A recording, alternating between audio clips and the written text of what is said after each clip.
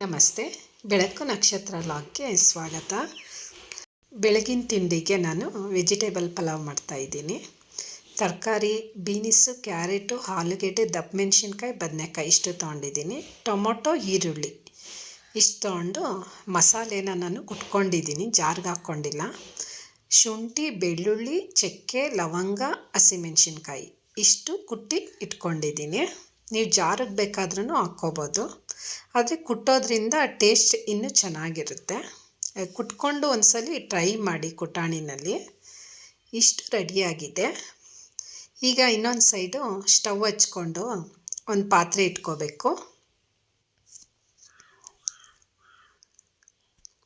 ಅದಕ್ಕೆ ಒಂದು 3-4 ಸ್ಪೂನಷ್ಟು ಎಣ್ಣೆ ಹಾಕ್ಕೋತಾ ಇದ್ದೀನಿ. ಆ ಎಣ್ಣೆ ಕಾದ ನಂತರ ಈರುಳ್ಳಿ ಹಾಕ್ಕೋತೀನಿ. ಈರುಳ್ಳಿ ಗೋಲ್ಡನ್ ಕಲರ್ ಬರೋವರೆಗೂ ಹುರ್ಕೋಬೇಕು.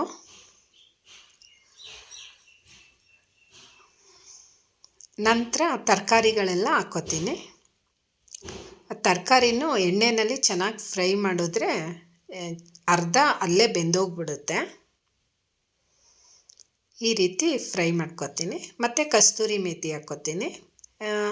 ಹಸಿ ಮೆಂತ್ಯ ಸೊಪ್ಪಿದ್ರೂ ಹಾಕ್ಕೋಬೋದು. ಅದನ್ನು ಚೆನ್ನಾಗಿ ಹುರ್ಕೊಂಡು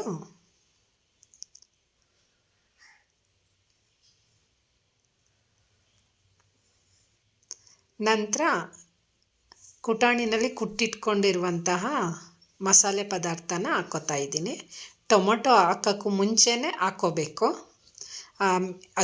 ಹಸಿಮೆಣ್ಸಿನ್ಕಾಯಿದು ಖಾರ ಘಾಟೆಲ್ಲ ಹೋಗಬೇಕಲ್ಲ, ಹಾಗಾಗಿ ಎಣ್ಣೆಯಲ್ಲಿ ಫ್ರೈ ಮಾಡಿದ್ರೆ ಅದು ಘಮ ಬರುತ್ತೆ. ಶುಂಠಿ, ಬೆಳ್ಳುಳ್ಳಿ, ಚಕ್ಕೆ, ಲವಂಗದ್ದು ಅಲ್ಲಿವರೆಗೂ ಒಂದು 2-3 ನಿಮಿಷ ಎಣ್ಣೆಯಲ್ಲಿ ಹುರ್ಕೋತಾ ಇದ್ದೀನಿ. ಆನಂತರ ಸ್ವಲ್ಪ ಅರಿಶಿನ ಪೌಡರ್ ಹಾಕ್ಕೋತೀನಿ.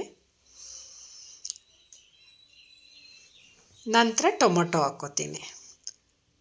ಟೊಮೊಟೊನೂ ಚೆನ್ನಾಗಿ ಎಣ್ಣೆಯಲ್ಲಿ ಫ್ರೈ ಮಾಡಬೇಕು. ಅದು ಟೊಮೊಟೊ ಅಂತೂ ಒಂದು 2-3 ಸೆಕೆಂಡ್ಗೆ ಬೆಂದೋಗುತ್ತೆ. ನಂತರ ಒಂದು ಕಪ್ಪಲ್ಲಿ ನಾನು ಅಕ್ಕಿ ತೊಗೊಂಡಿದ್ದೀನಿ, ಅಂದರೆ 2 ಪಾವು ತೊಗೊಂಡಿದ್ದೀನಿ. ಅದನ್ನು ಚೆನ್ನಾಗಿ ತೊಳ್ಕೊಬೇಕು. ತೊಳೆದಿದ ನಂತರ ಈಗ ಟೊಮೊಟೊ ಎಲ್ಲ ಮ್ಯಾಶ್ ಆಗಿದೆ. ಅದಕ್ಕೆ ತೊಳೆದಿಟ್ಕೊಂಡಿರುವಂಥ ಅಕ್ಕಿ ಹಾಕ್ಕೋತಾ ಇದ್ದೀನಿ.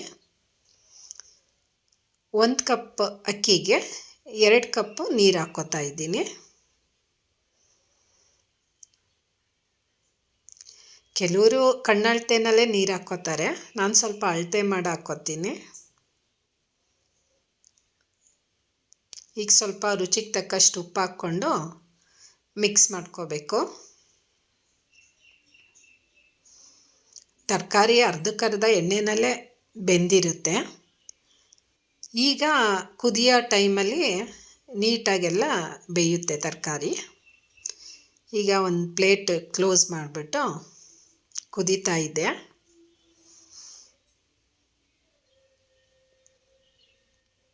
ಈ ರೀತಿ ನೀಟಾಗಿ ಕುದೀತಾ ಇದೆ. ಒಂದ್ಸಲ ಎಲ್ಲ ಮಿಕ್ಸ್ ಮಾಡಿ ರುಚಿ ನೋಡ್ಕೋಬೇಕು, ಉಪ್ಪು ಕರೆಕ್ಟಾಗಿದೆಯಾ ಏನು ಅಂತ. ಸಪ್ಪೆ ಆದರೆ ಬೇಕಾದರೆ ಇನ್ನೊಂದು ಸ್ವಲ್ಪ ಉಪ್ಪು ಹಾಕ್ಕೊಳ್ಳಿ.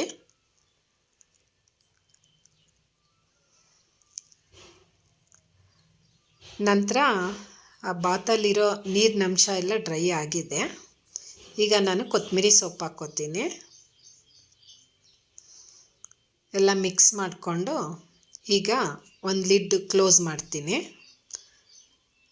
ಸ್ಟವ್ ಒಲೆನ ಕಡಿಮೆ ಮಾಡಬೇಕು. ಇನ್ನೂ ಸ್ವಲ್ಪ ಪಂಗಕ್ಕಿಡಬೇಕು. ಇನ್ನೊಂದು ಸ್ವಲ್ಪ ನೀರಿದೆ. ಮಸಾಲೆ ಐಟಮನ್ನು ಕಡಿಮೆ ಆಗುತ್ತೆ, ಬೇಗನೂ ಆಗುತ್ತೆ. ಈ ರೀತಿ ಬಾತ್ ರೆಡಿ ಆಗುತ್ತೆ. ಈಗ ಇನ್ನೊಂದು ಸ್ವಲ್ಪ ಒಂದು 5 ನಿಮಿಷ ಉರಿ ಕಡಿಮೆ ಮಾಡಿ ಇದು ಮಾಡ್ತೀನಿ.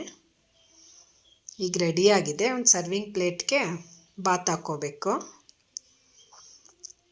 ಇದಕ್ಕೆ ಕಾಂಬಿನೇಷನ್ನಾಗಿ ಕಾಯಿ ಚಟ್ನಿನೂ ಚೆನ್ನಾಗಿರುತ್ತೆ, ಇಲ್ಲ ಮೊಸರು ಚಟ್ನಿನೂ ಚೆನ್ನಾಗಿರುತ್ತೆ. ನಾನಿವತ್ತು ಮೊಸರು ಚಟ್ನಿ ಮಾಡ್ಕೊಂಡಿದ್ದೀನಿ.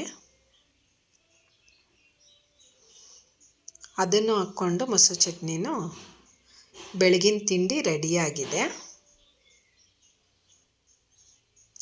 ನಂತರ ಮೈಸೂರಿಗೆ ನಾವು GRSಗೆ ಹೋಗಿದ್ವಿ.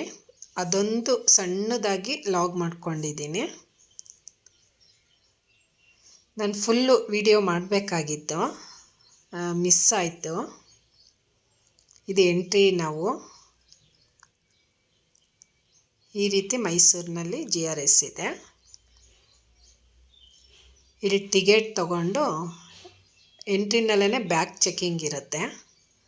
ಫುಡ್ ಏನಾದರೂ ತಂದಿರ್ತಾರಾ ಅಂತ ಚೆಕ್ ಮಾಡ್ತಾರೆ. ಅಕಸ್ಮಾತ್ ರಶ್ ಇದ್ದರೆ ಬಲಗಡೆ ಆದಂಗೆ ಒಂದು ರೂಮ್ ಇದೆ, ಅಲ್ಲಿ ಕುತ್ಕೋಬೋದು. ಚೇರ್ ವ್ಯವಸ್ಥೆ ಎಲ್ಲ ಇದೆ ಅಲ್ಲಿ. ಈಗ ಒಳಗಡೆ ಎಂಟ್ರಿ ಬಿಡ್ತಾವ್ರೆ. ಈ ರೀತಿ ನಮ್ಮ ಮೈಸೂರು GRS ಇದೆ. ಡ್ರೈ ಗೇಮ್ ಮತ್ತು ವಾಟರ್ ಗೇಮ್ ಎರಡೂ ಇದೆ. ನಾನು ಫೋನ್ ಲಾಕರಲ್ಲಿ ಇಟ್ಬಿಟ್ಟೆ, ಹಾಗಾಗಿ ವಿಡಿಯೋ ಮಾಡ್ಕೊಳ್ಳೋದು ಮಿಸ್ ಮಾಡಿದೆ. ಈ ರೀತಿ ಗೇಮ್ಗಳಿದೆ. ಇವತ್ತಿನ ವೆಜಿಟೇಬಲ್ ಪಲಾವ್ ಮತ್ತು GRS ಹೇಗಿದೆ ಅಂತ ಕಮೆಂಟ್ ಬಾಕ್ಸಲ್ಲಿ ತಿಳಿಸಿ. Thank you.